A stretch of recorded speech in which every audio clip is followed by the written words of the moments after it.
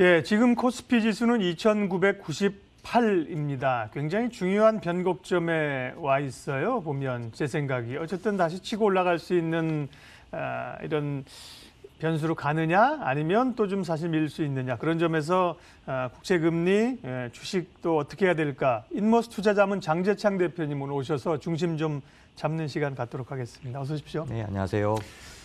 전반적인 최근의 시장의 이런 변동성 굉장히 크잖아요. 맞습니다. 변동성 크고 이런 상황, 그다음에 지난번에 3,260의 고점을 찍고 나서의 조정들 3,000을 흔드는 국면, 국내 증시 흐름은 어떻게 보고 계세요? 개략적인 비유 좀 잠깐 드릴까요? 사실 아주 강력한 호재, 반도체의 사이클이나 이런 것들이 있기 때문에 받쳐주는 하방 경쟁이 굉장히 강하고 여기서 크게 뭐 너무 나쁘게 볼 이유는 전혀 없는데 다만 이제 전체적으로 지금 금리에 적응하는 중이고 뭐 오늘 중국 얘기도 드리겠지만 사실 제일 주의해야 될 건 그레이트 다이버전스라고 미국만 독특하게 강해질 때 과거에 아무리 좋은 상황도 중국도 한국도 어려워진 부분이 있습니다. 왜냐하면 돈이 미국으로 빨려 들어가니까요. 그렇죠. 네. 그런 스프레드 차이가 생기면서 채권도 마찬가지 다 그렇게 되니까요. 그러니까 너무 독주하면 안 된다, 미국이. 근데 요번에 쏟아부은 돈이 평소 그 선진국들의 막 3배씩 되니까 사실 필요 금액의 거의 2배 이상 부은 걸로 지금 미국 내에서도 자꾸 왜 이렇게 많이 쏟아붓냐라고 할 정도니까 저희가 주의는 좀 해야 될 것 같습니다. 네. 예, 흐름부터 개략적으로 여쭤봤고요. 키워드로 시장 읽기 하도록 하겠습니다. 오늘 첫 번째 키워드는요. 잠깐 말씀하신 것처럼 중국입니다. 뭐 가장 현안으로 우리가 꼽으라면 사실 국채 금리 얘기를 뽑아야 될 것 같은데 중국 얘기를 하셨습니다. 중국이 이제 지금 전인대 양회가 진행 중이고요. 중국 증시가 긴축 얘기도 계속 있었고 어제도 중국 증시 또 제법 많이 하락했거든요. 맞습니다. 네. 불안한 요인은 뭔가요, 중국은요? 사실은 중국은 작년도에 그 오중전회 같은 때에 전략을 발표하고 이제 양회의 실질적인 그런 정책들을 구체적인 그 액션 플랜을 발표하는 그런 방식이라 저희가 양회에 관심이 굉장히 높았습니다. 이제 사실 글로벌 투자를 할 때 미국이나 이런 데들은 뭐 펀더멘털이나 이런 것들, 기업 실적 이런 게 중요하지만 중국은 그것도 중요하지만 정책이 매우 중요한 나라입니다. 네, 계획 경제니까. 네, 그렇기 때문에 그래서 양회는 그런 관심만 갖고 있었는데 이번에 양회 때문에 떨어지는 것보다 더 다른 요인이 있어 보이는 거죠. 그게 이제 양회에서도 당연히 그 리커창이 이제 말한 것 중에 저는 뭘 보냐면 재정 적자율이라는 게 있습니다. 이게 부양에 대한 의지를 말해주는 거죠. 근데 이게 컨센서스보다 낮게 나왔습니다. 3.2%. 이 얘기는 약간 성장보다는 안정을 추구하겠다는 뜻이죠. 부양을 좀 강하게 안 하겠다는 뜻이 되기도 합니다. 그러니까 당연히 중국 시장에 대한 어떤 우리의 의견을 좀 조정해야 되는데 요거 때문에만 나타나지 않는 더 큰 조정들이 나타나서 왜 그런가라고 봤을 때 그건 미국 국채 금리 때문이다. 왜냐하면 2016년도 1, 2월에 2015년 12월에 미국이 금리가 올라가면서 나타났던 그 중국 위기설 이게 또다시 우려를 가져가고 있다. 근데 그거 어떻게 할 수 있냐면 위안화가 난데없이 약세로 돌아섭니다. 원래 6.4 레벨에 있던 게 지금은 그냥 계속 6.5 레벨이 일반적이 될 정도로 그러다 보니 뭔가 위협을 받았다. 근데 그 위협이 왜 그럴까라고 봤더니 조사했더니 생각보다 다른 얘기가 나오는데 저희는 중국이 그 부채를 줄이는 줄 알았거든요. 지금까지 간간히 긴축 모습을 보이면서. 근데 숫자로는 그렇지 않다는 겁니다. 2019년 12월하고 그러니까 1년간 2020년 1년을 비교했더니 2.6조 달러가 급증했어요. 이게 얼만큼이냐면 미국의 2배입니다. 그런 것들로 봤을 때는 아직도 좀 취약하다. 그래서 지금은 괜찮은데 만약에 아까 말씀드린 것처럼 미국이 독보적으로 강해지게 되면 2016년도 상반기를 휩쓸었던 중국 위기설로부터 신흥국으로부터 돈이 연달아 빠져나가는 그런 모습들을 보일 수 있어서 이걸 저희가 그레이트 다이버전스라고 부르거든요. 미국만 따로 간다는 거죠. 근데 이제 그런 모습이 보이다 보니 중국의 하락을 두 가지로 봐야 한다. 약간 부양을 줄인 거, 그다음에 이런 미국 금리의 상승에 의한 모습, 그러니까 금리가 급하게 올라가는 것 때문에 이런 모습으로 봐야 하고 그러다 보니 당연히 중국 투자의 그 어떤 그 투자 시그널은 위안화로 봐야 한다는 거죠.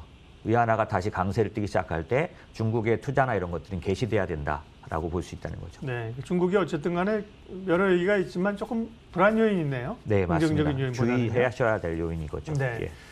두 번째 키워드 보겠습니다. 두 번째는요, 뭐 계속 흔들리는이라는 단어가 많이 나옵니다. 흔들리는 증시, 뭐 흔들리는 중국, 흔들리는 BBIG. 성장주들이 금리 상승에 대한 그 우려들을 순간적으로 반영하면서 어제 전까지 굉장히 많이 빠지지 않았습니까? 근데 이제 또 마침 어제 나스닥이 좀 돌려놨고요. 그러면서 또 성장주도 너무 많이 빠진 거 아니야? 매수 기회? 이런 주장도 있습니다. 그게 어떤 생각이세요, 대표님? 네, 일단 오늘 아침에 끝난 미국장은 아직 안심하기 이른 부분이 좀 있다. 예를 들면 단기채 입찰에 대한 거는 나와서 긍정적인데 사실상 지금 시장을 움직이는 건 장기채 입찰 결과다 보니 하루 이틀 내에 나오는 장기채 입찰 10년물에 대한 그 인기도 이거가 좀 나와줘야 한다는 거고, 사실 조금은 이제 쉽게 조정될 수 그러니까 조정이 끝날 수 없는 요인이 연준이 적극적이지 않습니다. 네. 여러 가지 면에서 그걸 찾아볼 수 있는데, 과거의 연준의 보고서들 같은 것들을 보면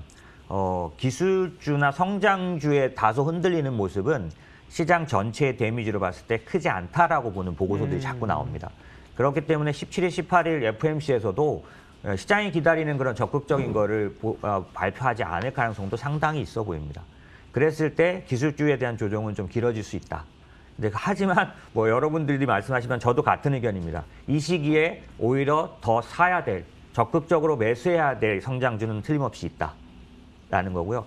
그거를 찾아낼 때 시장을 보면서 해서는 안 되는 게, 시장을 지배하고 있는 거는 기관 투자자들인데 기관 투자자들은 1년이라는 타임 호라이즌밖에 볼 수 없다. 왜? 1년 내 평가받으니까. 그렇죠. 벤치마크가 1년이기 때문에 1년 안에 앞으로 빠르게 성과를 보일 주식을 찾아야 되다 보니 그건 아무래도 민감주다. 그러니까 시장이 돌아가는 모습만 보고 쫓아가지 말고 실제로 가치를 따져서 투자하되 한 2, 3년 정도 좀 길게 보는 투자는 기술주 쪽에서 충분히 나올 수 있다라는 그런 생각을 갖고 있고요. 그렇지만 이제 조정이 조금 늘어질 것 같으니 한 번에 사시지는 말고 좀 분할 매수하시면 좋지 않을까 이렇게 생각합니다. 우문에 대한 현답입니다. 기술주가 좋습니까? 성장주가 좋습니까? 가치주가 좋습니까? 그러면 경쟁력 있는 기업, 돈 잘 버는 기업, 미래가 좋은 기업이 좋다. 성장주에 있을 수도 있고 가치주에 있을 수도 있잖아요, 그죠? 네, 맞습니다. 결국 좋은 기업 쪽으로. 근데 이제 한쪽으로 쏠리는 거는 늘 경계를 해야 된다는 말씀이시고요. 네. 세 번째 키워드 읽고요. 시간 되면 기타 조금 시간 좀 빼놓겠습니다. 세 번째는 어쨌든 간에 소비와 관련된 성장주, 가치주 얘기도 했지만 워낙 이제 길거리를 못 다니던 상황이 다니게 되고 안에 분출하는 욕구들이 소비, 유통 이런 쪽으로 나타나고 있습니다. 그런 쪽에서 보시는 생각이나요? 혹은 또 ETF 관련해서 늘 보시니까 공략할 만한 ETF 있으면 알려주세요. 네, 말씀드리겠습니다. 좀 전에 그 말씀 주신 게 가장 정확한 말씀인데, 저희는 작년도 10월, 11월부터 이제 바벨 얘기를 드리면서 장기 성장주, 혁신주와 50%는 민감주, 지금으로 말하면 보복 소비 관련된 그쪽을 50대 50을 해야 된다는 얘기를 드렸으니까 난데없이 요즘 그 기술주 빠지니까 또 저런 쪽으로 간다라고 생각은 하지 않으셔도 좋을 것 같고요.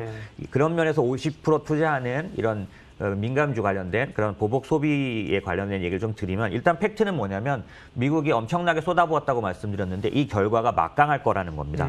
그걸 뭐가 받쳐주냐면 OECD가 전날 어저께 오늘 아침에 발표난 걸 보면 중간 전망 보고서에서 경제 성장률 보고를 했는데, 미국 같은 경우는 12월까지는 3.2%였다가 요새 3개월 만에 6.5%로 상승된 발표를 합니다. 엄청나게 좋아지고 있다라는 얘기죠. 그러다 보니까 이 좋아지는 경제 성장률의 근간이 뭐냐? 미국은 서비스업 지수가 70~80%를 차지하는 그런 국가다 보니 서비스업이 살아나야 되는 거죠. 근데 이제 그거를 추정해 봤을 때 최근에 서비스업 지수 굉장히 빠르게 좋아지고 있다. 두 번째, 오늘 이제 오늘 내일부터 시행될 그 1.9조 부양책에 $1,400 모든 성인에게 주는 이런 것들이 지금 직전에 저축과 이런 가처분 소득이 늘어난 것들이 엄청난 소비로 일어나지 않겠냐. 그럼 결국엔 이건 다 아는 얘기고 어디로 가겠냐라고 했을 때 지금 시장에서는 한 3가지 정도 꼽습니다. 하나는 항공, 그러니까 여행과 같은 거고요. 그러니까 항공주만 투자하는 거, 또 여행주, 레저주를 투자하는 거, 엔터테인먼트에 투자하는 거, 이렇게 3가지 꼽고요. 오늘은 2가지 좀 말씀드릴게요. 특별히 이 보복 소비가 미국에 집중됩니다. 네. 왜냐하면 중국도 사실 그렇지만 사실 한국에서 투자할 때 한국이나 중국 투자는 잘 알고 계시고 한국은 아직 보복 소비에서 좀 약간 느리다라는 거고 그럼 이 집중적인 투자는 미국의 보복 소비를 투자해야 되는데 그럴 경우 ETF로는 JETS라는 티커 얘는 항공주만 투자합니다. 굉장히 적극적인 투자고 아시다시피 뭐 의미가 있습니다. Z군요, Z. 예, JETX. 맞습니다. 네. 딱 그렇게 기억할 수 있습니다. 두 번째는 여행 레저주를 투자하는 AWAY, Away라고 저희가 읽을 수 있고요. 얘는 돌아다니니까 맞습니다. 너무 좋으신. 예, 예. 여행사나 호텔, 예약 시스템 회사에다 투자합니다. 예, 저희는 여기다 조금 더 좋은 비중을 두고 있습니다. 네. 예. 그러니까요. 근데 미국이랑 말씀하신 것처럼 소비 좀 패턴이 다를 것 같아요. 미국은 워낙 땅덩어리가 넓으니까 예를 들면 최근에 말씀하신 것처럼 뭐 크루즈 뭐 이런 거 네. 소비 그죠? 네, 혹은 네. 뭐 항공 이렇게 하는데 우리는 항공은 대부분 사실은 아웃바운드로 해외 갈 때 항공기 이용하는 그렇습니다. 네. 미국 사람들은 국내에서 계속 로컬이 그렇죠. 이용하잖아요. 네, 그죠? 맞습니다. 여행도 네. 그렇고 그렇기 땅덩어리 때문에 항공주도 투자 대상이 됩니다. 좀 다른 네. 거네요. 그죠? 네, 맞습니다. 우리하고는요. 맞습니다. 지금 이제 미국 관련된 그 ETF 소비 관련된 거 두 개를 말씀해 주셨고요. 국내에도 이렇게 소비 관련주 ETF 이런 거를 좀 딱 특정화해서 이렇게 내놓는 그 운영사들이 있나요?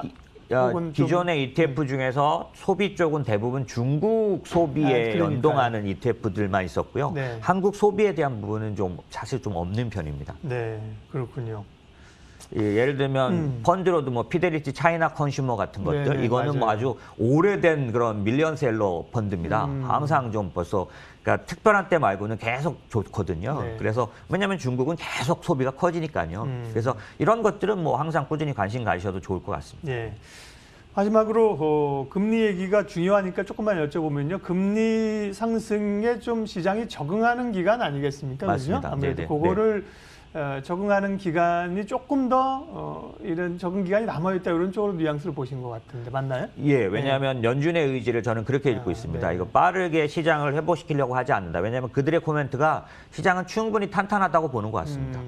그렇기 때문에 고용 얘기를 하고 그다음에 인내하겠다라고 얘기를 하기 때문에 쉽게 시장이 원하는 걸 주지 않을 거라는 거죠. 그게 시장이 원하는 건 뭐 오퍼레이션 트위스트라든지 YCC 같이 구체적으로 이 금리를 눌러주기를 바라는 건데 네. 연준은 그 발표는 늦을 것 같고요. 다만 제가 최근에 그 체크한 포인트로 봐서는 긍정적인 흐름이 있더라고요. 네. 그게 뭐냐면 미국의 그 재무부 계좌에 현금이 너무나 많아져 버려서요. 집행 안 하고 이런 것들. 그래서 단기물 관련된 어떤 흐름 때문에 연준이 어쩔 수 없이 단기물 팔아야 되는 상황이 될 것 같은데 그러면 네. 어쩔 수 없이 단기물 팔고 장기물을 사는 상황이 될 테니 지금 그 연준의 지금 미국의 이제 초과 지준이나 이런 상황은 제가 설명드리긴 시간이 없고요. 네. 자연스럽게 오퍼레이션 OT가 일어날 것 같습니다. 물리적으로. 네. 제롬 펄이 발표하지 않더라도. 그러네요. 그래서 조절이 좀 될 것 같습니다. 인위적인 그 오퍼레이션 트위스트가 아니라 그죠? 네네. 있는 자금을 가지고 결국은 단기채 팔아서 맞춰놨는데 좀 사야 되면 단기채 더 사진 않겠죠. 장기채 맞습니다. 사겠죠, 네네네. 그죠? 단기채 상황을 조절하려면 장기채를 사줘야 되는 그러니까요. 지금 상황입니다. 네. 예, 돈 잘 버는 증권맨에게 듣는다. 오늘은 인모스 투자자문 장재창 대표님과 함께 시장 흐름 읽어봤습니다. 고맙습니다. 감사합니다.